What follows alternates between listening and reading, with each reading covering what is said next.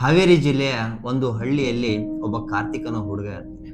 ಒಂದ್ ರಾತ್ರಿ ಏನ್ ಮಾಡ್ತಾನೆ, ದೇವರ ಗುಡ್ಡ ಅನ್ನೋ ಒಂದು ಬೆಟ್ಟಕ್ಕೆ ಹೋಗ್ತಾನೆ. ವಾಪಸ್ ಬರ್ತಾನೆ. ಅವನು ಕಾರ್ತಿಕ್ ಆಗಿರಲಿಲ್ಲ, ಬೇರೆನೇ ಆಗಿದ್ದ. ಆ ಬೆಟ್ಟದ ಮೇಲೆ ಅವನಿಗೆ ಏನಾಯ್ತು, ಅವನ ಕಣ್ಣಲ್ಲಿ ಆ ಬೆಟ್ಟದ ಮೇಲೆ ಅವನು ಏನ್ ನೋಡ್ದ, ಅವನ ಜೊತೆ ಹೋಗಿರುವಂತಹ ಅವನ ಸ್ನೇಹಿತನಿಗೆ ಏನಾಯ್ತು, ಇವೆಲ್ಲ ಪ್ರಶ್ನೆಗಳಿಗೆ ಉತ್ತರ ಇದೆ. ಆದ್ರೆ ಆ ಉತ್ತರಗಳು ನಿಮ್ಮನ್ನು ಈ ರಾತ್ರಿ ನಿದ್ದೆ ಮಾಡಲು ಬಿಡೋದಿಲ್ಲ. ದೇವರಗುಡ್ಡ ಅನ್ನೋ ಹೆಸರು ಕೇಳಿದಾಗ ಅಲ್ಲಿರುವಂತಹ ಸ್ಥಳೀಯರ ಮುಖದಲ್ಲಿ ಭಾವ ಬದಲಾಗುತ್ತೆ, ಕಣ್ಣಲ್ಲಿ ಭಯ ಶುರು ಆಗುತ್ತೆ, ಮಾತೆ ಆಡ್ಲಾರ್ದಂಗೆ ಆಗ್ತಾರೆ. ಯಾಕೆ ಯಾಕೆ ಅಂದ್ರೆ ಈ ವಿಡಿಯೋ ನೀವು ಪೂರ್ತಿ ನೋಡಿದ್ಮೇಲೆ ನಿಮ್ಗೆ ಗೊತ್ತಾಗುತ್ತೆ. ಹಾವೇರಿ ಜಿಲ್ಲೆ ಉತ್ತರ ಕರ್ನಾಟಕದ ಆ ನೆಲ ಬಯಲು ಸೀಮೆಯ ನಾಡು, ಕೆಂಪು ಮಣ್ಣಿನ ನಾಡು, ಬಿಸಿಲಿನ ನಾಡು ಅಂತೇಳಿ ಕರಿತೀವಿ. ಆ ಜಿಲ್ಲೆಯ ಒಂದು ಮೂಲೆಯಲ್ಲಿ ಒಂದು ದಟ್ಟ ಕಾಡಿದೆ.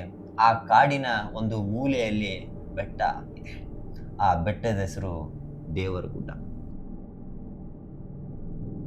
ಈ ಬೆಟ್ಟದ ಹೆಸರು ಕೇಳಿದಾಗ ನಿಮ್ಗೆಲ್ಲ ಅನಿಸ್ಬೋದು, ಓ ದೇವರ ಹೆಸರು ಇದೆಯಲ್ಲ, ಒಳ್ಳೆ ಜಾಗನೇ ಇರ್ಬೋದು ಅಂತ ಹೇಳಿ. ಆದ್ರೆ ಸ್ಥಳೀಯರನ್ನು ಕೇಳಿದಾಗ ಈ ಜಾಗಕ್ಕೆ, ಈ ಬೆಟ್ಟಕ್ಕೆ ಹಗಲಲ್ಲಿ ಹೋಗಬಹುದು, ಆದ್ರೆ ಸೂರ್ಯ ಮುಳುಗುವ ಮೊದಲೇ ವಾಪಸ್ ಬರಬೇಕು. ಬರ್ಲಿಲ್ಲ ಅಂದ್ರೆ ಯಾರು ಹೋಗಿರ್ತಾರಲ್ಲ ಅವ್ರು ವಾಪಸ್ ಬರೋದೇ ಇಲ್ಲ.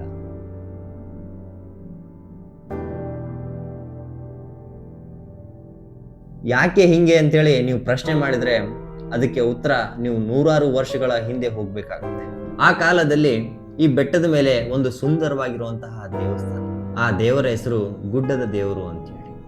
ದೇವರೆಲ್ಲ ಪ್ರತಿ ಹುಣ್ಣಿಮೆಗೆ ಹಾಡವನ್ನ ಹಾಡ್ತಾ ಇದ್ರು, ಪೂಜೆಯನ್ನ ಮಾಡ್ತಾ ಇದ್ರು, ದೀಪವನ್ನೆಲ್ಲ ಹಚ್ತಾ ಇದ್ರು, ಕುಣಿತಿದ್ರು, ಎಲ್ಲ ತರಹದ ಅವರ ಒಂದು ಭಕ್ತಿಯನ್ನ ವ್ಯಕ್ತಪಡಿಸ್ತಾ ಇದ್ರು. ಒಂದು ವಿಚಿತ್ರ ಘಟನೆಯಿಂದ ಆ ಊರಿನ ಜನರು ಈ ದೇವಸ್ಥಾನವನ್ನು ವಾಪಸ್ ತಿರುಗಿ ನೋಡ್ಲೇ ಇಲ್ಲ. ಸ್ಥಳೀಯ ಹಿರಿಯರು ಅವರ ಪಿಸು ಮಾತಲ್ಲಿ ಒಂದು ಮಾತನ್ನು ಹೇಳ್ತಾರೆ. ಒಂದು ದುರ್ಘಟನೆ ಈ ಜಾಗದಲ್ಲಿ ನಡೆದಿದೆ. ಆ ಘಟನೆ ಏನು ಅಂದ್ರೆ, ರಾತ್ರೋರಾತ್ರಿ ಅಲ್ಲಿರುವಂತಹ ಆಚಾರರು ಮಾಯವಾದರು. ಯಾಕಂತೇಳಿ ಗೊತ್ತಿಲ್ಲ. ಬೆಳಗ್ಗೆ ಎದ್ದು ಸ್ಥಳೀಯರು ಆ ದೇವಸ್ಥಾನಕ್ಕೆ ಹೋದ್ರೆ ಆಚಾರರ ಚಪ್ಪಲಿ ಆ ದೇವ್ರ ಮುಂದೆ ಬಿದ್ದಿರುತ್ತೆ, ದೇವರ ಬಾಗಿಲು ತೆರೆದಿರುತ್ತೆ, ದೀಪಗಳು ಆರಿರ್ತವೆ. ಆದರೆ ಆ ಆಚಾರರು ಎಲ್ಲಿಗೆ ಹೋದ್ರು ಅಂತ ಹೇಳಿ ಗೊತ್ತಿಲ್ಲ. ಇಲ್ಲಿವರೆಗೂ ಅವರು ವಾಪಸ್ ಕೂಡ ಬಂದಿಲ್ಲ. ಆ ದಿನದಿಂದ ಸ್ಥಳೀಯರು ಆ ಬೆಟ್ಟದ ಕಡೆ ಹೋಗೋದನ್ನೇ ನಿಲ್ಲಿಸಿದ್ರು, ಆ ದೇವರ ಕಡೆ ನೋಡೋದನ್ನೇ ನಿಲ್ಲಿಸ್ಬಿಟ್ರು. ಕಾಲ ಕ್ರಮೇಣ ಬದಲಾಗ್ತಾ ಹೋದಂತೆ ಬೆಟ್ಟ ಅಲ್ಲೇ ನಿಂತಿದೆ. ಅಲ್ಲಿರುವಂಥ ದೇವಸ್ಥಾನ ಸಣ್ಣನೆ ಕುಸಿತಾ ಬಂತು, ಬೀಳ್ತಾ ಬಂತು. ಯಾರು ಕೂಡ ವಾಪಸ್ ಹೋಗಿ ನೋಡಲೇ ಇಲ್ಲ. ಆ ಬೆಟ್ಟ ಮಾತ್ರ ಇದೆ. ಯಾರಿಗೋಸ್ಕರ ಕಾಯ್ತಿದೆ ಗೊತ್ತಿಲ್ಲ, ಆದರೆ ಕಾಯ್ತಿರೋದು ಮಾತ್ರ ನಿಜ. ನೀವು ಆ ಪ್ರದೇಶದ ಯಾವ ಹಳ್ಳಿಗೆ ಹೋದ್ರೂ ಕೇಳಿದ್ರು ಕೂಡ ಆ ಬೆಟ್ಟದ ಬಗ್ಗೆ ಒಂದು ಕಥೆಗಳು ಹೇಳ್ತಾರೆ. ಮೊದಲನೆಯ ಕತೆ, 10 ವರ್ಷದ ಹಿಂದೆ ಒಂದು ಯುವಕರ ತಂಡ ಆ ಬೆಟ್ಟಕ್ಕೆ ಹೋಗುತ್ತೆ. ಹಳ್ಳಿಯವರು ಅಂದ್ರೆ ಆ ಸ್ಥಳೀಯರು ಹೇಳಿರೋ ಪ್ರಕಾರ ಆ ಬೆಟ್ಟದ ಮೇಲೆ ಆ ಜಾಗ ಸರಿ ಇಲ್ಲ, ಅಲ್ಲಿ ಏನೇನೋ ಓಡಾಡ್ತವೆ, ಏನೇನೋ ಶಬ್ದ ಬರುತ್ತೆ ಅಂತೇಳಿ ಕಥೆಗಳಿತ್ತು. ಸೊ ಇದನ್ನೆಲ್ಲ ನಾವು ಸುಳ್ಳು ಮಾಡ್ಬೇಕಂತೇಳಿ 6 ಜನ ಸ್ನೇಹಿತರು ರಾತ್ರಿ 9 ಗಂಟೆಗೆ ಆ ಬೆಟ್ಟದ ಮೇಲೆ ಹೋಗ್ತಾರೆ. ಬರ್ಬೇಕಾದ್ರೆ ಬೆಳಗ್ಗೆ 5 ಗಂಟೆಗೆ, ಹೋಗ್ಬೇಕಾದ್ರೆ 6 ಜನ, ಬರ್ಬೇಕಾದ್ರೆ 5 ಜನ. ಅವರ ಮುಖದಲ್ಲಿ ಭಯ ಇತ್ತು, ಕಣ್ಣಲ್ಲಿ ನೀರು ಬರ್ತಾ ಇತ್ತು, ಒಂದು ಮಾತನ್ನು ಕೂಡ ಆಡ್ತಾ ಇರಲಿಲ್ಲ. ಏನಾಯ್ತು ಆ ಬೆಟ್ಟದ ಮೇಲೆ, ಏನಾಯ್ತು ಅಂತೇಳಿ ಎಲ್ಲರಿಗೂ ಕೇಳಿದ್ರೆ ಯಾರು ಕೂಡ ಒಂದು ಮಾತನ್ನು ಕೂಡ ಆಡ್ತಾ ಇರಲಿಲ್ಲ. ಅದ್ರೊಳಗೆ ಒಬ್ಬ ಹುಡುಗ ಹೇಳ್ತಾನೆ, ಆ ಬೆಟ್ಟದ ಮೇಲೆ ನಾವು ಮಾತ್ರ ಇರ್ಲಿಲ್ಲ, ಬೇರೆ ಯಾರೋ ಇದ್ರು. ಅದನ್ನಷ್ಟೇ ಹೇಳ್ತಿದ್ದ, ಆ ವಾಕ್ಯವನ್ನ ಅಲ್ಲಿಗೆ ಮುಗಿಸ್ತಾ ಇದ್ದ, ಬೇರೆ ಏನು ಕೂಡ ಹೇಳ್ತಾ ಇರ್ಲಿಲ್ಲ. ಅಷ್ಟಕ್ಕೊಂದು ಭಯಾನಕವಾಗಿರುವಂತಹ ಘಟನೆ ಅವರ ಜೊತೆ ಆ ರಾತ್ರಿ ಆ ಬೆಟ್ಟದ ಮೇಲೆ ನಡೆದಿತ್ತು. ಇದು ಒಂದೇ ಕತೆ ಅಲ್ಲ ಸ್ನೇಹಿತರೆ, ಇದೇ ತರ ಸಾಕಷ್ಟು ಕತೆಗಳು ಬರ್ತವೆ. ಎರಡನೇ ಕತೆ, ಆ ಪ್ರದೇಶದ ಒಬ್ಬ ಕುರುಬ ಬೆಳಗ್ಗೆ ಹೊತ್ತಲ್ಲಿ ಕುರಿಗಳನ್ನ ಮೇಯಿಸ್ಬೇಕಂತೇಳಿ ಆ ಬೆಟ್ಟದ ಮೇಲೆ ಹೋಗ್ತಾನೆ. ಇಡೀ ದಿನ ಕುರಿಗಳನ್ನ ಮೇಯಿಸ್ತಾನೆ, ಎಲ್ಲ ಹೊಟ್ಟೆ ತುಂಬುತ್ತೆ. ಸೂರ್ಯ ಇನ್ನೇನೋ ಮುಳುಗಬೇಕು ಅನ್ನೋ ಹೊತ್ತಲ್ಲಿ ಕುರಿಗಳನ್ನೆಲ್ಲ ಬೆಟ್ಟದಿಂದ ಕೆಳಗೆ ಇಳಿಸ್ಬೇಕಾದ್ರೆ 2 ಕುರಿಗಳು ಒಂದು ಜಾಗದ ಕಡೆ ಹೋಗ್ತಾ ಇರ್ತವೆ.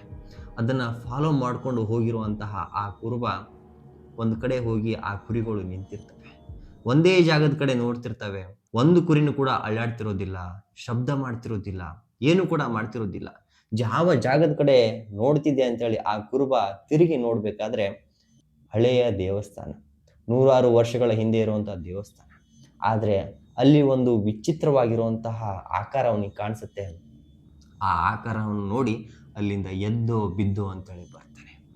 ಬೆಳಗ್ಗೆ ಎದ್ದು ನನ್ನ ಕುರಿಗಳಿಗೆ ಏನಾಯಿತು ಅಂಥೇಳಿ ವಾಪಸ್ ಹೋಗಿ ತಿರುಗಿ ನೋಡ್ತಾನೆ. ಆ ಕುರಿಗಳು ಸತ್ತು ಬಿದ್ದಿರ್ತವೆ. ಯಾರು ಕೂಡ ಸಾಯಿಸಿರೋದಿಲ್ಲ, ಏನು ಕೂಡ ಆಗಿರೋದಿಲ್ಲ. ಆದರೆ ಕುರಿಗಳು ಮಾತ್ರ ಸತ್ತು ಬಿದ್ದಿರ್ತವೆ. ಇದು ಒಂದೇ ಕಥೆ ಅಲ್ಲ ಸ್ನೇಹಿತರೆ, ಇನ್ನೂ ಒಂದು ಕಥೆ ಇದೆ. ಅದು ವಿಚಿತ್ರವಾಗಿ ತುಂಬ ಭಯಾನಕವಾಗಿ ನಡೆದಿರುವಂತಹ. ಈ ಕಥೆಯನ್ನು ಹೇಳಿದ ನನಗೆ ಒಬ್ಬರು ಅಜ್ಜಿ, ತುಂಬ ಹಳೆಯ ಅಜ್ಜಿ, ಅವರ ಒಂದು ಮನೆಯಲ್ಲಿ ನಡೆದಿರುವಂತಹ ಘಟನೆ. ಅವರ ವಯಸ್ಸು ಏನಿಲ್ಲ ಅಂದ್ರೂ ಕೂಡ 90 ಇರ್ಬೋದು. ಅವ್ರ ಮನೆಯಲ್ಲಿ ನಿಜವಾಗ್ಲೂ ನಡೆದಿರುವಂತಹ ಘಟನೆ ಅಂತೇಳಿ ಹೇಳಿದರು. ಬಟ್ ಎಷ್ಟರ ಮಟ್ಟಿಗೆ ನಿಜ, ಎಷ್ಟರ ಮಟ್ಟಿಗೆ ಸುಳ್ಳು ನನಗೆ ಗೊತ್ತಿಲ್ಲ. ಬ್ರಿಟಿಷ್ ಅಧಿಕಾರಿ ಒಬ್ಬ ಈ ಜಾಗಕ್ಕೆ ಬಂದಿದ್ದಾನಂತೆ. ಈ ಬೆಟ್ಟವನ್ನು ಸರ್ವೆ ಮಾಡಬೇಕು, ಇದನ್ನು ಕಬ್ಜಾ ಮಾಡ್ಕೋಬೇಕು, ಇದನ್ನು ಬ್ರಿಟಿಷ್ ಅಧಿಕಾರಕ್ಕೆ ತಗೋಬೇಕು ಅನ್ನೋ ಒಂದು ಕಾರಣ ಇಟ್ಕೊಂಡು ಅಧಿಕಾರಿ ಬಂದು ಇದನ್ನು ಸರ್ವೆ ಮಾಡಲು ಶುರು ಮಾಡ್ತಾನೆ. ಬೆಳಗ್ಗೆಯಿಂದ ಸಾಯಂಕಾಲ ತನಕ ಸರ್ವೆ ಮಾಡಲು ಶುರು ಮಾಡ್ತಾನೆ. ಇವನ ಜೊತೆ ಇಬ್ಬರು ಭಾರತೀಯರು ಸಹಾಯಕ್ಕಾಗಿ ಇದ್ದರು. ಇಡೀ ದಿನ ಸರ್ವೆನೋ ಮಾಡಿದ್ರು, ಬಟ್ ಇನ್ನೂ ಸ್ವಲ್ಪ ಸರ್ವೆ ಉಳಿದಿತ್ತು. ರಾತ್ರಿ ಹೊತ್ತು ಮಾಡೋಕ್ಕೆ ಆಗಲ್ಲ ಅನ್ನೋ ಕಾರಣದಿಂದ ಏನು ಮಾಡ್ತಾರೆ, ರಾತ್ರಿ ಹೊತ್ತು ಅಲ್ಲೇ ಒಂದು ಟೆಂಟನ್ನು ಹಾಕ್ಕೊಂಡು ಆ ಜಾಗದಲ್ಲಿ ಉಳ್ಕೋತಾರೆ. ರಾತ್ರಿ ಹೊತ್ತು ಆರಾಮಾಗಿ ಉಳ್ಕೋಬೇಕು, ಚೆನ್ನಾಗಿರುವಂಥ ಗಾಳಿ ಬರ್ತಿರುತ್ತೆ, ಒಳ್ಳೆ ನಿದ್ದೆ ಬರುತ್ತೆ ಅಂತೇಳಿ ಆ ಅಧಿಕಾರಿ ಮತ್ತು ಇಬ್ಬರು ಸಹಾಯಕರು ಅಲ್ಲೇ ಮಲಗಿರ್ತಾರೆ. ರಾತ್ರಿ ಏನೋ ಗೊತ್ತಿಲ್ಲ, ಒಬ್ಬ ಸಹಾಯಕನಿಗೆ ಎಚ್ಚರ ಆಗತ್ತೆ. ರಾತ್ರಿ 1:15 ಆ ಅಧಿಕಾರಿ ಯಾವುದೋ ಒಂದು ಮೂಲೆಯಿಂದ ಹೋಗ್ತಿರ್ತಾನೆ, ಯಾವುದೋ ಒಂದು ಜಾಗದ ಕಡೆ ಹೋಗ್ತಾ ಇರ್ತಾನೆ. ಇದನ್ನು ಗಮನಿಸಿದ ಅವನ ಹಿಂದೆ ಹಿಂದೆ ಹಿಂದೆ ಹಿಂದೆ ಹೋಗ್ತಿರ್ಬೇಕಾದ್ರೆ ಆ ಅಧಿಕಾರಿ ಒಂದು ಜಾಗದ ಕಡೆ ಹೋಗಿ ಸುಮ್ಮನೆ ನಿಂತಿರ್ತಾನೆ. ಸಹಾಯಕ ಕೇಳ್ತಾನೆ, ಸಾಹೇಬ್ರೆ ಇಲ್ಯಾಕೆ ನಿಂತೀರಾ, ಬನ್ನಿ ಹೋಗೋಣ ಅಂತೇಳಿ. ಸಾಹೇಬರು ತಿರುಗಿ ನೋಡಿದರೆ ಅವ್ರ ಮುಖದಲ್ಲಿ ಏನೂ ಕೂಡ ಚೇಂಜಸ್ ಇಲ್ಲ, ಅವ್ರ ಮೈಯಲ್ಲೂ ಕೂಡ ಏನೂ ಕಾಣ್ತಾ ಇಲ್ಲ, ಏನು ಕೂಡ ಆಗಿಲ್ಲ. ಬಟ್ ಅವರ ಕಣ್ಣು ಹೇಗಾಗಿತ್ತು ಅಂದರೆ, ಕಣ್ಣು ನಾರ್ಮಲಾಗಿ ಎಲ್ಲರದ್ದು ಯಾವ ಥರ ಇರುತ್ತೆ, ಸೆಂಟ್ರಲ್ ಒಂದು ಗುಡ್ಡೆ ಇರುತ್ತೆ, ಆಮೇಲೆ ಚೆನ್ನಾಗಿರುವಂಥ ಕಣ್ಣಿರುತ್ತೆ. ಆದರೆ ಆ ಅಧಿಕಾರಿಯ ಕಣ್ಣು ತುಂಬ ಬೆಳ್ಳಗಾಗಿರುತ್ತೆ, ಒಳಗೆ ಗುಡ್ಡೆನೇ ಇರೋದಿಲ್ಲ. ಸೊ ಆ ಒಂದು ವಿಚಿತ್ರ ಘಟನೆ ನೋಡಿಬಿಟ್ಟು ಆ ಸಹಾಯಕ ಅಲ್ಲಿಂದ ಎದ್ದೋ ಬಿದ್ದೋ ಅಂತೇಳಿ ಓಡೋಗ್ತಾನೆ, ವಾಪಸ್ ಬರೋದೇ ಇಲ್ಲ. ಬೆಳಗ್ಗೆ ಆಗತ್ತೆ, ಆ ಅಧಿಕಾರಿ ಆ ಟೆಂಟಲ್ಲಿ ಹೋಗಿ ಮಲಗಿರ್ತಾನೆ. ಕೇಳ್ತಾರೆ, ರಾತ್ರಿ ಹೊತ್ತು ಎಲ್ಲಿಗೆ ಹೋಗಿದ್ರಿ, ಏನಾಯಿತು ಅಂತೇಳಿ. ಆ ಅಧಿಕಾರಿ, ನಾನು ಎಲ್ಲಿಗೆ ಹೋಗಿಲ್ಲ, ಇಲ್ಲೇ ಮಲಗಿದ್ದೀನಲ್ಲ. ರಾತ್ರಿ ನಡೆದಿದ್ದವನಿಗೆ ಏನು ಕೂಡ ನೆನಪಿರೋದಿಲ್ಲ, ಸುಮ್ಮನೆ ಮಲಗಿರ್ತಾನೆ. ಆದರೆ ಅವನ ಟೆಂಟ್ ಬಾಜು ಅವನ ಏನು ಬೂಟ್ ಹಾಕೊಂಡು ಹೋಗಿರ್ತಾನಲ್ಲ, ಅವು ಒದ್ದೆ ಆಗಿರ್ತವೆ. ಸೊ ಇದು ಒಂದು ಘಟನೆ. ನಿಮಗೆಲ್ಲ ಅನಿಸ್ಬೋದು ಇದೆಲ್ಲ ಹಳೆಯ ಘಟನೆ, ಕಾಲ್ಪನಿಕವಾಗಿ ನಡೆದಿರ್ಬೋದು ಅಂತೇಳಿ. ಬಟ್ ಒಬ್ಬರ ಜೀವನದಲ್ಲಿ ನಿಜವಾಗ್ಲೂ ನಡೆದಿರುವಂತಹ ಘಟನೆ ಒಬ್ಬರು ನನ್ನ ಜೊತೆ ಶೇರ್ ಮಾಡಿಕೊಂಡ್ರು. ಆ ವ್ಯಕ್ತಿ ನನ್ನ ಮುಂದೆ ಶೇರ್ ಮಾಡ್ಕೋಬೇಕಾದ್ರೆ ಅವನು ಬಾಯಲ್ಲಿ ಬರ್ತಿರುವಂತಹ ಮಾತು, ಅವನ ಕಣ್ಣಲ್ಲಿ ಕಾಣ್ತಿರುವಂತಹ ಭಯ ತುಂಬ ಭಯಾನಕವಾಗಿತ್ತು. ಸೊ ಅದೇ ಸೇಮ್ ನಿಮ್ಮ ಮುಂದೆ ನಾನು ಕೂಡ ಶೇರ್ ಮಾಡ್ಕೊಳ್ಳೋಕೆ ಇಷ್ಟಪಡ್ತೀನಿ. ಅವನ ಹೆಸರು ಕಾರ್ತಿಕ್ ಅಂತೇಳಿ. ಅವನು ಹಾವೇರಿ ಜಿಲ್ಲೆಯ ಒಂದು ಸಣ್ಣ ಹಳ್ಳಿಯಲ್ಲಿ ವಾಸ ಮಾಡ್ತಾ ಇದ್ದ. ಅಂದರೆ ಆ ಬೆಟ್ಟದ ಆಜುಬಾಜುನೇ ಒಂದು ಸಣ್ಣ ಹಳ್ಳಿಯಲ್ಲಿ ವಾಸ ಮಾಡ್ತಾ ಇದ್ದ. ಯಾವಾಗ ಅವನು ಚಿಕ್ಕವನಿರ್ತಾನಲ್ಲ, ಅವಾಗೆ ಸಿಟಿಗೆ ಹೋಗಿರ್ತಾನೆ ಅವನ ವಿದ್ಯಾಭ್ಯಾಸ ಮಾಡೋಕ್ಕೆ. ಎಲ್ಲ ಅಲ್ಲೇ ಓದ್ತಿರ್ತಾನೆ, ಅಲ್ಲೇ ಇದು ಮಾಡ್ತಿರ್ತಾನೆ. ಯಾವಾಗ ರಜೆ ಬಿಡುತ್ತಲ್ಲ ಅವಾಗ ಈ ಹಳ್ಳಿ ಕಡೆ ಬರ್ತಿದ್ದ. ಯಾವಾಗ ಮತ್ತೆ ರಜೆ ಮುಗಿಯೋದಲ್ಲ ವಾಪಸ್ ಸಿಟಿಗೆ ಹೋಗ್ತಾ ಇದ್ದ. ಸೊ ಹಾಗೆ ಆ ಟೈಮಲ್ಲಿ ಮಾಡ್ತಾ ಮಾಡ್ತಾ ಅವನಿಗೆ ಏಜು ಮೋಸ್ಟ್ಲಿ ಒಂದು 22-23 ಇರ್ಬೋದು, ಡಿಗ್ರಿ ಲೆವೆಲ್ಗೆ ಬಂದಿರ್ತಾನೆ. ಒಂದು ದಿನ ಏನು ಮಾಡ್ತಾನೆ, ಅವನು ಮತ್ತು ಅವನ ಸ್ನೇಹಿತರು ರಜೆಗಂತೇಳಿ ಇವ್ರ ಹಳ್ಳಿಗೆ ಬರ್ತಾನೆ. ಇವನು ಸ್ನೇಹಿತ ರಾಜು ಅಂತೇಳಿ ತುಂಬ ಧೈರ್ಯವಾಗಿರುವಂಥ ವ್ಯಕ್ತಿ, ಯಾವುದೇ ಥರದ ಭೂತ ದೆವ್ವ ಅನ್ನೋದಕ್ಕೆ ನಂಬಲಾರ್ದಂಥ ವ್ಯಕ್ತಿ. ಬಟ್ ಕಾರ್ತಿಕ್ ಸ್ವಲ್ಪ ಈ ಕಡೆನೂ ಅಲ್ಲ ಈ ಕಡೆನೂ ಅಲ್ಲ, ಈ ಕಡೆ ಇಲ್ಲ ಅಂತಲೂ ಹೇಳ್ತಿದ್ದ, ಈ ಕಡೆ ಹೌದು ಅಂತಲೂ ಕೂಡ ಹೇಳುವಂತಹ ವ್ಯಕ್ತಿ. ಸೊ ಒಂದು ದಿನ ಏನು ಮಾಡ್ತಾರೆ, ಕಾರ್ತಿಕ್ ಮತ್ತು ರಾಜು ನಡ್ಕೊತ ಬರ್ತಿರ್ಬೇಕಾದ್ರೆ ಆ ಬೆಟ್ಟದ ಕಡೆ ನೋಡ್ತಾರೆ. ನೋಡಿಬಿಟ್ಟು ರಾಜು ಹೇಳ್ತಾನೆ, ಈ ಬೆಟ್ಟದ ಕತೆ ನಾನು ಭಾಳ ಕೇಳಿದ್ದೀನಿ, ಈ ಬೆಟ್ಟದ ಮೇಲೆ ಹೋಗೋಣ, ಇಲ್ಲಿ ಏನು ಇಲ್ಲ ಅಂಥೇಳಿ ಪ್ರೂವ್ ಮಾಡೋಣ ಅಂಥೇಳಿ ಸಾಹಸಕ್ಕೆ ಕೈ ಹಾಕ್ತಾನೆ. ಸೊ ಕಾರ್ತಿಕ್ ಜೀವನದಲ್ಲಿ ಮಾಡಿರುವಂಥ ದೊಡ್ಡ ತಪ್ಪು ಅಂದರೆ ಬಾ ಹೋಗೋಣ ಅಂತೇಳಿ ಅಂದಿದ್ದು. ಆ ಒಂದು ತಪ್ಪಿನಿಂದ ಆ ರಾತ್ರಿ ಅವನು ಪಟ್ಟಿರುವಂಥ ಕಷ್ಟ ಅವನ ಜೀವನದಲ್ಲಿ ಎಂದೂ ಕೂಡ ಮರೆಯಲಾರದಂಥ ಕಷ್ಟ ಆಗಿತ್ತು. ಆ ರಾತ್ರಿ 2019 ನವಂಬರ್ ತಿಂಗಳಲ್ಲಿ ಇಬ್ಬರು ಕೂಡ ರೆಡಿ ಆಗ್ತಾರೆ. ರಾತ್ರಿ 9 ಗಂಟೆಗೆ ಒಂದು ಟಾರ್ಚು, ಒಂದು ಫೋನು ಪ್ಲಸ್ ನೀರಿನ ಬಾಟ್ಲಿ ಇದನ್ನೆಲ್ಲ ತಗೊಂಡು ಆ ಬೆಟ್ಟ ಹತ್ತಬೇಕಂತೇಳಿ ಹೋಗ್ತಾ ಇರಬೇಕಾದ್ರೆ ಬೆಟ್ಟದ ಸ್ಟಾರ್ಟಿಂಗಲ್ಲಿ ನೋಡ್ತಾರೆ ತಣ್ಣನೆ ಗಾಳಿ ಬೀಸ್ತಾ ಇರುತ್ತೆ. ಇದನ್ನು ನೋಡ್ಬಿಟ್ಟು ರಾಜು ನಗ್ಬಿಟ್ಟು ಏನು ಹೇಳ್ತಾನೆ, ನೋಡ್ ಕಾರ್ತಿ ಎಷ್ಟು ಚೆನ್ನಾಗಿರುವಂಥ ಗಾಳಿ ಬೀಸ್ತಾ ಇದೆ, ಯಾವುದೋ ದೆವ್ವ ನಮ್ಮನ್ನು ವೆಲ್ಕಮ್ ಮಾಡ್ತಿರೋ ಥರ ಇದೆ ಅಂತ. ಸೊ ಅವನು ನಗ್ತಾನೆ, ಇವನು ನಗ್ತಾನೆ, ಇರಲಿ ಬಿಡು ಅಂತೇಳಿ ಹೋಗ್ತಾ ಇರ್ತಾರೆ. ಹಾಗೆ ಹೋಗ್ತಿರ್ಬೇಕಾದ್ರೆ ಆ ಬೆಟ್ಟ ತುದಿಗೆ ಹೋಗಿ ತಲುಪಕ್ಕೆ ಇನ್ನೂ 1 ಕಿಲೋಮೀಟರ್ ಇರುತ್ತೆ. ಅಲ್ಲಿಗೆ ಹೋಗಿ ಸುಸ್ತಾಗಿ ಕೂತ್ಕೊಂಡ್ಬಿಡ್ತಾರೆ. ಯಾಕೆ ಸುಸ್ತಾಗಿದ್ದೀವಿ ಅಂತೇಳಿ ಗೊತ್ತಿರಲ್ಲ, ಬಟ್ ಸುಸ್ತಾಗಿ ಕೂತ್ಕೊಂಡ್ಬಿಡ್ತಾರೆ. ರಾಜು ಬಾ ಹೋಗೋಣ ಅಂತೇಳಿ ಕರಿತಿರ್ತಾನೆ. ಕಾರ್ತಿಕ್ಗೆ ಏನೋ ಒಂದು ಸಣ್ಣ ಭಯ, ಯಾರೋ ನಮ್ಮ ಹಿಂದೆ ಫಾಲೋ ಮಾಡ್ತಿದ್ದಾರೇನೋ, ಯಾರೋ ನಮ್ಮನ್ನು ನೋಡ್ತಿದ್ದಾರೇನೋ, ಯಾರೋ ನಮ್ಮ ಜೊತೆ ಬರ್ತಿದ್ದಾರೇನೋ ಅನ್ನೋ ಫೀಲ್ ಆಗ್ತಾ ಇರುತ್ತೆ. ಆ ಗಾಳಿಯಲ್ಲಿ ಯಾವುದೋ ಒಂದು ಭಾವನೆ ಅಡಗಿದೆ ಅನ್ನೋ ಥರ ಫೀಲ್ ಆಗ್ತಾ ಇರುತ್ತೆ. ಬಟ್ ರಾಜು ಬಾ ಹೋಗೋಣ ಅಂತೇಳಿ ಕರೆದಾಕರ ಮತ್ತೆ ಅವನ ಜೊತೆ ಹೋಗಲು ಪ್ರಾರಂಭ ಮಾಡ್ತಾರೆ. ಫುಲ್ಲು ರಸ್ತೆ ಮೆಟ್ಟಿಲಿಂದ ತುಂಬಿಕೊಂಡಿರುತ್ತೆ. ಕೆಲವೊಂದು ಮೆಟ್ಟಿಲು ಅಲ್ಲೇ ಮುರಿದಿರುತ್ತೆ, ಕೆಲವೊಂದು ಮೆಟ್ಟಿಲು ಚೆನ್ನಾಗಿರುತ್ತೆ. ಹಾಗೆ ನಡ್ಕೊಂಡು ಹೋಗ್ತಾ ಇರಬೇಕಾದ್ರೆ 200 ಮೆಟ್ಟಿಲು ಹತ್ತಿ ಮತ್ತೆ ಹೋಗಿ ಕೂತ್ಕೋತಾನೆ. ಅದು ಯಾಕೆ ಕೂತ್ಕೊಂಡಿವು ಅಂತೇಳಿ ಕಾರ್ತಿಕಿಗೆ ಗೊತ್ತಿಲ್ಲ. ಕಾರ್ತಿಕ್ ಕೂತ್ಕೊಳ್ಳೋಣ, ಅವನಿಗೊಂದು ಸಣ್ಣ ಶಬ್ದ ಬರುತ್ತೆ. ಯಾವುದೋ ಒಂದು ಮೂಲೆಯಿಂದ ಯಾರೋ ಅಳ್ತಿರುವಂತಹ ಶಬ್ದ. ಕಾರ್ತಿಕ್ ರಾಜುಗೆ ಹೇಳ್ತಾನೆ, ಯಾವುದೋ ಒಂದು ಶಬ್ದ ಬರ್ತಿದೆ, ಯಾರೋ ಅಳ್ತಿರೋದು ಅಂತೇಳಿ. ರಾಜು ಏನು ಹೇಳ್ತಾನೆ, ಯಾವುದೋ ಒಂದು ಕಾಡಿನ ಪ್ರಾಣಿ ಅಳ್ತಿರುವಂಥ ಶಬ್ದ ಇರ್ಬೋದು, ಇದನ್ನೆಲ್ಲ ತಲೆ ಕೆಡಿಸ್ಕೋಬೇಡ, ಬಾ ಹೋಗೋಣ ಅಂತೇಳಿ ಅವನಿಗೆ ಮತ್ತೆ ಧೈರ್ಯ ತುಂಬಿ ಅಲ್ಲಿಂದ ಕರ್ಕೊಂಡು ಹೋಗ್ತಾರೆ. ಏನು ಅಲ್ಲಿಂದ ಹೋಗ್ತಾರಲ್ಲ, ತುಂಬ ಸ್ಪೀಡಾಗಿ ಹೋಗ್ತಾರೆ. ಅವ್ರಿಗೆ ಅನಿಸ್ತಿರಲ್ಲ ನಾವು ಸ್ಪೀಡಾಗಿ ಹೋಗ್ತಿದ್ದೀವಿ ಅಂತೇಳಿ, ಬಟ್ ಸ್ಪೀಡಾಗಿ ಹೋಗ್ತಿರ್ತಾರೆ. ಅವರ ಕಾಲಿಗೆ ಮಾತ್ರ ಗೊತ್ತಿತ್ತು ಅವರೆಷ್ಟು ಸ್ಪೀಡಾಗಿ ಹೋಗ್ತಿದ್ದಾರೆ. ನಿಂತಾಗ 9:30, ಅಂದರೆ 200 ಮೆಟ್ಲು ಏರಿ ನಿಂತಾಗ 9:30, ಆ ಬೆಟ್ಟದ ತುದಿಗೆ ಹೋಗಿ ನಿಂತಾಗ 10 ಗಂಟೆ. ಸೊ ಅರ್ಧ ಗಂಟೆಯಲ್ಲಿ ಅಲ್ಲಿ ಹೋಗಿ ತಲುಪಿರ್ತಾರೆ. ಬೆಟ್ಟದ ಹೋಗಿ ನಿಂತಿರ್ತಾರೆ. ತುಂಬ ಪ್ರಶಾಂತವಾಗಿರುವಂಥ ಬೆಟ್ಟ ಕಾಣಿಸ್ತಿರುತ್ತೆ. ಒಂದು ಹಳೆಯ ದೇವಸ್ಥಾನ, ಯಾರು ಕೂಡ ಬಂದಿರಲ್ಲ, ಪಾಚೆಗಟ್ಟಿರುತ್ತೆ. ಧೂಳು, ಗಿಡಗಳು, ಕಂಟಿ, ಪೊದೆ ಎಲ್ಲವೂ ಕೂಡ ಇರುತ್ತೆ. ರಾಜು ಹೇಳ್ತಾನೆ, ಬಾ ಒಳಗೆ ಹೋಗೋಣ ಅಂತೇಳಿ. ಕಾರ್ತಿಕ್ ಹೋಗೋದು ಬೇಡ ಅಂಥೇಳಿ ಅನ್ಬೇಕು ಅಂದ್ಕೊಂಡಿರ್ತಾನೆ, ಬಟ್ ಅವನ ಕಡೆ ಹೇಳಕ್ಕೆ ಆಗ್ತಿರಲ್ಲ. ನಡಿ ಹೋಗೋಣ ಅಂಥೇಳಿ ಗೋಡನ್ನು ಅಳಗಾಡಿಸ್ತಾನೆ. ಸೊ ಕಾರ್ತಿಕ್ ಇಲ್ಲಿ ಮಾಡಿರೋದು 2ನೇ ತಪ್ಪು. ಈ 2ನೇ ತಪ್ಪಿಂದ ಅವನು ದೊಡ್ಡ ಪಶ್ಚಾತ್ತಾಪ ಪಡ್ತಿದ್ದಾನೆ ಅಂತೇಳಿ ಮುಂದೆ ಗೊತ್ತಾಗುತ್ತೆ. ನಡಿ ಅಂತೇಳಿ ಹೋಗ್ತಾರೆ.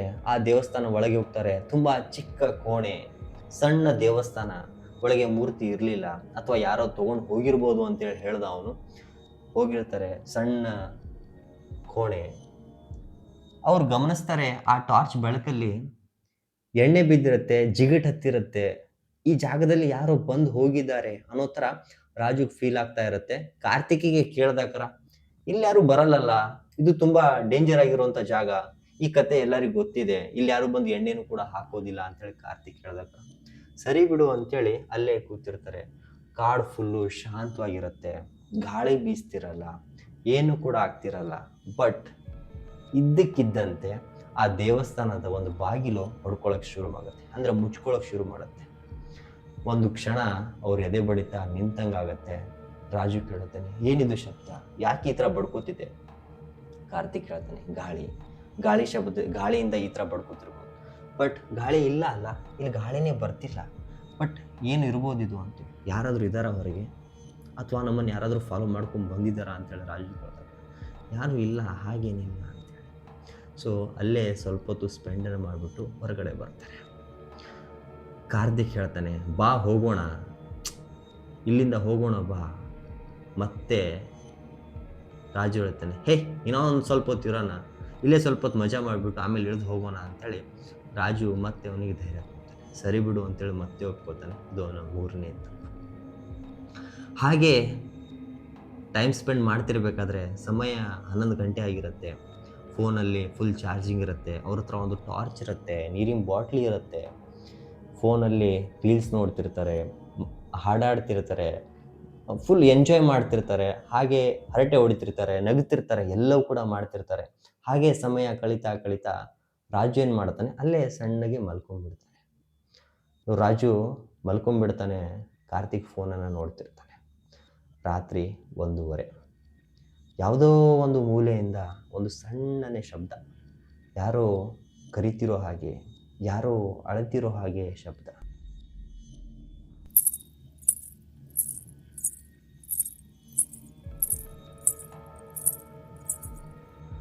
ಆವಾಗ ರಾಜುಗೆ ಎಬ್ಬಿಸ್ತಾನೆ. ರಾಜು, ಇಲ್ಲಿ ನೋಡು, ಯಾವುದೋ ಒಂದು ಶಬ್ದ ಕೇಳಿಸ್ತಾ ಇದೆ, ನಿಜಾನ? ನಿನಗೂ ಕೇಳಿಸ್ತಾ ಇದೆಯಾ? ರಾಜು ನಿದ್ದೆ ಕಣ್ಣಲ್ಲಿ ಎದ್ದು, ಹೌದು, ಯಾವುದೋ ಒಂದು ಶಬ್ದ ಕೇಳಿಸ್ತಾ ಇದೆ, ಯಾರೋ ನಮ್ಮ ಹೆಸರು ಕರೀತಿರೋ ಹಾಗೆ ಕೇಳಿಸ್ತಾ ಇದೆ. ಇಬ್ಬರಿಗೂ ಕೂಡ ಎದೆ ಬಡಿತ ಶುರು ಆಗುತ್ತೆ. ಜೋರಾಗಿ ಅವ್ರ ಎದೆ ಬಡಿತಾನೆ ಅವರಿಗೆ ಕೇಳಿಸಲು ಶುರು ಆಗುತ್ತೆ.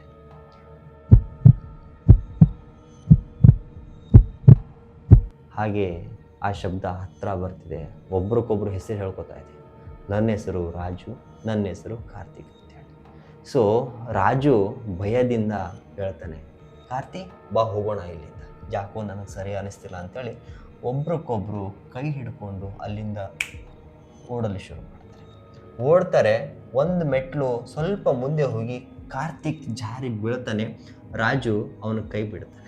ವಾಪಸ್ ಕಾರ್ತಿಕ್ ಎದ್ದು ಅವನ ಕೈ ಹಿಡಿಬೇಕಾದ್ರೆ ರಾಜು ಅಲ್ಲಿ ಇರೋದು.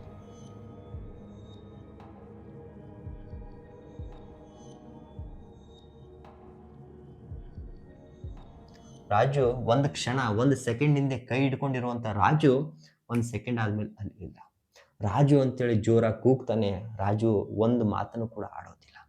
ಅಕ್ಕಪಕ್ಕ ಫುಲ್ಲು ಕಾಡಿಂದ ತುಂಬಿಕೊಂಡಿರುತ್ತೆ, ಗಾಳಿ ಬೀಸ್ತಾ ಇರುತ್ತೆ, ಎದೆ ಬಿಡಿತ ಜೋರಾಗ್ತಾ ಇರುತ್ತೆ, ಭಯ ಇರುತ್ತೆ, ಇಲ್ಲಿ ಏನಾಗ್ತಿದೆ ಅಂತೇಳಿ ಗೊತ್ತಾಗ್ತಿರಲ್ಲ. ಆದರೆ ಅಲ್ಲಿ ರಾಜು ಇರಲ್ಲ. ಮತ್ತೆ 2-3 ಸಲ ಕೂಗ್ತಾರೆ. ಅಲ್ಲಿ ಯಾರೂ ಕೂಡ ಕಾಣಿಸೋದಿಲ್ಲ ಅವನಿಗೆ. ಅಲ್ಲೇ ಅಳ್ಕೊಂತ ಕೂತಿರ್ತಾನೆ. ಅವನಿಗೆ ನಾಚಿಕೆ ಆಗ್ತಿರುತ್ತೆ. ಯಾಕಂದರೆ ನಾನು ಇಷ್ಟಕ್ಕೊಂದು ವಯಸ್ಸಾಗಿದೆ, ಈ ವಯಸ್ಸು ಮೀರಿ ನಾನು ಅಳ್ತಿದ್ದೀನಲ್ಲ ಅಂತೇಳಿ ಅವನಿಗೆ ಆಗ್ತಿರುತ್ತೆ. ಬಟ್ ಅವನಿಗೆ ಎದೆ ಬಡಿತ ಜೋರಾಗ್ತಿರುತ್ತೆ. ಯಾವುದೋ ಒಂದು ಶಬ್ದ, ಯಾವುದೋ ಒಂದು ಆಕೃತಿ, ಆ ಕತ್ತಲಲ್ಲಿ ಒಂದು ಬಿಳಿ ಬೆಳಕು ಅವನ ಹತ್ರ ಬರ್ತಿರುತ್ತೆ.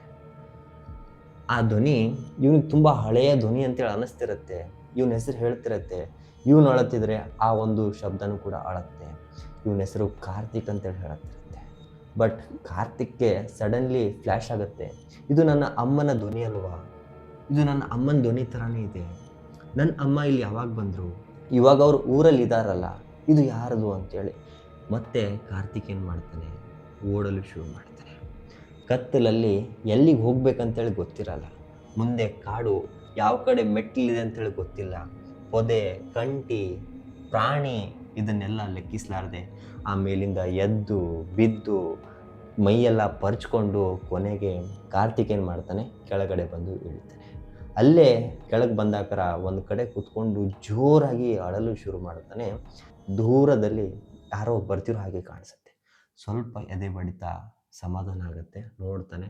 ಆದರೆ ಅದು ರಾಜು ಅಂತೇಳಿ ಅನ್ಸಕ್ರೆ, ಎಲ್ಲೋ ಹೋಗಿದ್ದೆ, ಇಷ್ಟೊತ್ತನ ನಾನು ಹುಡುಕ್ತಾ ಇದ್ದೀನಲ್ಲ. ಆದರೆ ಅವನು ಯಾವುದೇ ಥರದ ಮಾತೇ ಆಡೋದಿಲ್ಲ. ನಿನಗೆ ಎಷ್ಟು ತನ ಹುಡುಕಿದೆ, ಎಷ್ಟಂತ ಕೂಗಿದೆ, ಅವನು ಏನು ಕೂಡ ಮಾತನಾಡೋದಿಲ್ಲ. ಅವ್ರ ಊರ ಕಡೆ ಹೋಗಲು ಶುರು ಮಾಡ್ತಾನೆ. ಅವನ ಹಿಂದೆ ಕಾರ್ತಿಕ್, ಅಂದರೆ ಅವನು ಹಿಂದೆ ಹೋಗ್ತಾ ಇರ್ತಾನೆ. ಸಮಯ 3 ಗಂಟೆ. ರಾಜು ಏನು ಮಾಡ್ತಾನೆ, ಅವನ ಮನೆಗೆ ಹೋಗಿ ಸೇರ್ಕೋತಾನೆ. ಕಾರ್ತಿಕ್ ಏನು ಮಾಡ್ತಾನೆ, ಅವನ ಮನೆಗೆ ಹೋಗಿ ಸೇರ್ಕೋತಾನೆ. ಬೆಳಗ್ಗೆ ಎದ್ದು ಕಾರ್ತಿಕ್ ಏನು ಮಾಡ್ತಾನೆ, ರಾಜು ಮನೆಗೆ ಬರ್ತಾನೆ. ಆದರೆ ರಾಜುವಿನ ಅಮ್ಮ ಆ ಮನೆ ಹೊರಗಡೆ ಬಂದು ಅಳ್ತಿರ್ತಾಳೆ. ನನ್ನ ಮಗ ರಾತ್ರಿ ಹೊತ್ತು ನನ್ನ ಮನೆಗೆ ಬಂದಿಲ್ಲ ಅಂತೇಳಿ. ಬಟ್ ಕಾರ್ತಿಕ್ಕಿಗೆ ಶಾಕ್ ಏನಂದರೆ, ರಾತ್ರಿ ಹೊತ್ತು 3 ಗಂಟೆಗೆ ನನ್ನ ಜೊತೆಗೆ ರಾಜು ಮನೆಗೆ ಹೋಗಿ ಸೇರಿಕೊಂಡ, ಬಟ್ ಇವಾಗ ಇಲ್ಲ ಅಂದರೆ ಏನರ್ಥ? ಸೊ ಇದನ್ನು ತಿಳಿಬೇಕಾದ್ರೆ ಅವನಿಗೆ 1 ತಿಂಗಳಗಟ್ಟಲೆ ಟೈಮ್ ತಗೋತಾನೆ. ಹಾಗೆ ಕನ್ಫ್ಯೂಷನಲ್ಲಿ ಇರ್ತಾನೆ. ಸ್ವಲ್ಪ ದಿನ ಬಿಟ್ಟು ರಾಜು ಸಿಗ್ತಾನೆ. ಯಾವುದೋ ಒಂದು ಮರದ ಕೆಳಗಡೆ ಕೂತಿರ್ತಾನೆ. 7 ದಿನ ಯಾವುದೇ ಥರದ ಊಟ ಇಲ್ಲ, ಯಾವುದೇ ಥರದ ನೀರಿಲ್ಲ. ಸಿಗ್ತಾನೆ, ಆದರೆ ಬದುಕಿರ್ತಾನೆ. ಒಂದು ಚೂರು ಮಾತೇ ಆಡೋದಿಲ್ಲ. ಅವನಿಗೆ ಏನು ನಡೆದಿದೆ ಅಂತೇಳಿ ನೆನಪಿಲ್ಲ, ಅವನ ಜೊತೆ ಏನು ನಡೆದಿದೆ ಅಂತೇಳಿ ಗೊತ್ತಿಲ್ಲ, ಬಟ್ ಮಾತನಾಡೋದಿಲ್ಲ ಅಂತೇಳಿ ಅವನಿಗೆ ಹಾಸ್ಪಿಟ್ಲಿಗೆ ಹಾಕ್ತಾರೆ. ಹಾಗೆ ಸ್ವಲ್ಪ ಸ್ವಲ್ಪ ಚೇತರಿಸ್ಕೊಂಡು ಇರ್ತಾನೆ. ಒಂದು ಸ್ವಲ್ಪ ದಿನ ಬಿಟ್ಟು ಕಾರ್ತಿಕ್ ಅವನ ಹತ್ರ ಹೋಗ್ತಾನೆ. ರಾತ್ರಿ ಎಲ್ಲಿ ಹೋಗಿದ್ದೆ ನೀನು? ನಾನು ನಿನಗೆ ಎಷ್ಟಕ್ಕೊಂದು ಕರೆದೆ, ನೀನು ಓನೇ ಕೊಡಲಿಲ್ಲ. ಗೊತ್ತಿಲ್ಲ ನನಗೆ, ಯಾರೋ ನನ್ನ ಅಮ್ಮನ ಧ್ವನಿ ಥರ ಬಾ ಈ ಕಡೆ ಹೋಗೋಣ ಅಂತೇಳಿ ಕರ್ಕೊಂಡ್ಬಂತು. ಯಾವುದೋ ನನಗೆ ಗೊತ್ತಿರುವಂಥ ಧ್ವನಿ. ನಾನು ಅದರಿಂದೆ ಹೋಗ್ತಾ ಇದ್ದೆ, ಬೆಟ್ಟದಿಂದ ಕೆಳಗಿಳಿದೆ, ಅಂದ್ರೆ ಹೊಳೆ ಕಡೆ ಕರ್ಕೊಂಡು ಹೋದರು. ಅಲ್ಲೇ ಒಂದು ಕಡೆ ನಿಂತೆ ನಾನು. ನನಗೆ ಕೈ ಬೀಸಿ ಕರಿತಾ ಇದ್ರು, ಬಟ್ ನನ್ನ ಕಾಲಲ್ಲಿ ಸಿಕ್ಕಾಕೊಂಡಿತ್ತು. ಅವ್ರ ಜಗದಲ್ಲಿ ಹೋಗೋಕ್ಕೆ ಆಗ್ತಾ ಇರಲಿಲ್ಲ. ಆ ಹಳ್ಳಿಯವರು ಹೇಳೋ ಪ್ರಕಾರ ಆ ಬೆಟ್ಟದ ಮೇಲಿರುವಂತಹ ಆತ್ಮ ಯಾರನ್ನ ಕರೆಯತ್ತಲ್ಲ, ಅವರು ಯಾರು ಅವ್ರ ಜೊತೆ ಹೋಗ್ತಾರಲ್ಲ, ಆ ಆತ್ಮ ಜೊತೆ ಯಾರು ಹೋಗ್ತಾರಲ್ಲ, ಯಾವತ್ತೂ ಕೂಡ ವಾಪಸ್ ಬರೋದಿಲ್ಲ. ಬಟ್ ರಾಜು ಹೇಗೆ ಹೊರಗೆ ಬಂದ ಅಂತೇಳಿ ಗೊತ್ತಿಲ್ಲ, ಹೇಗೆ ಅದನ್ನು ಬಿಡಿಸ್ಕೊಂಬಂದ ಅಂತೇಳಿ ಗೊತ್ತಿಲ್ಲ. ಅದರ ಹಿಂದೆ ಆ ಹಳ್ಳಿಯವರು ಹೇಳೋರೋ ಪ್ರಕಾರ ಯಾಕೆ ರಾಜು ಅಲ್ಲಿಂದ ಹೊರಗೆ ಬಂದ ಅಂತೇಳಿ ಕೇಳಿದ್ರೆ, ಅವ್ರ ಅಮ್ಮ ಅವರ ಮನೆ ದೇವರಿಗೆ ಪ್ರತಿದಿನ ದೀಪವನ್ನು ಹಚ್ತಾ ಇದ್ರು. ಆ ದೀಪ ರಾಜುವಿಗೆ ಕಾಪಾಡಿದೆ ಅಂಥೇಳಿ ಆ ಹಳ್ಳಿಯವರು ಹೇಳಿರೋ ಪ್ರಕಾರ. ಸೊ ಈ ಕತೆ ನಿಮ್ಗೆ ಯಾವ ಥರ ಅನ್ನಿಸ್ತು? ಆ ರಾಜುವಿನ ಜೊತೆ ನಡೆದಿರುವಂತಹ ಘಟನೆ, ಅವನಿಗೆ ಕರೆದಿರುವಂತಹ ಘಟನೆ, ಆ ಕರೆದಿರುವಂತಹ ಆತ್ಮ ಯಾರು ಗೊತ್ತಿಲ್ಲ, ಬಟ್ ನಡೆದಿರೋದು ಮಾತ್ರ ನಿಜ. ರಾಜು ಕೇಳ್ತಾನೆ, ಹೌದು ನೀನು ಈ ಮನೆಗೆ ಬಂದೆ ರಾತ್ರಿ 3 ಗಂಟೆಗೆ, ಬೆಟ್ಟದ ಮೇಲಿಂದ ಕೆಳಗೆ ಬಂದೆ ಅಲ್ಲ, ನಿನ್ನ ಜೊತೆ ಯಾರು ಬಂದರು ಅಂತೇಳಿ ಕೇಳಿದಾಕರ ಯಾರೂ ಬಂದಿಲ್ಲ ಅಂತೇಳಿ ಕಾರ್ತಿಕ್ ಹೇಳ್ತಾರೆ. ಆವಾಗ ರಾಜು ಸುಮ್ಮನೆ ಆಗ್ತಾನೆ, ಯಾವುದೇ ಥರದ ಮಾತನ್ನೇ ಆಡೋದೇ ಇಲ್ಲ. ಹಾಗೆ 3 ತಿಂಗಳು ಕಳೆದಾದ್ಮೇಲೆ ಎಲ್ಲವೂ ಕೂಡ ನಾರ್ಮಲ್ ಆಗ್ತಾ ಇರುತ್ತೆ. ಬಟ್ ರಾಜು ಮುಂಚೆ ಥರ ಇರೋದಿಲ್ಲ. ಅವನು ಏನೋ ಅವನ ಮೈಂಡೇ ಡೈವರ್ಟ್ ಆಗಿರುತ್ತೆ, ಕರೆಕ್ಟಾಗಿ ಮಾತನಾಡ್ತಿರಲ್ಲ, ಯಾರ ಜೊತೆ ಸರಿಯಾಗಿ ಸೇರ್ಕೋತಾ ಇರಲಿಲ್ಲ.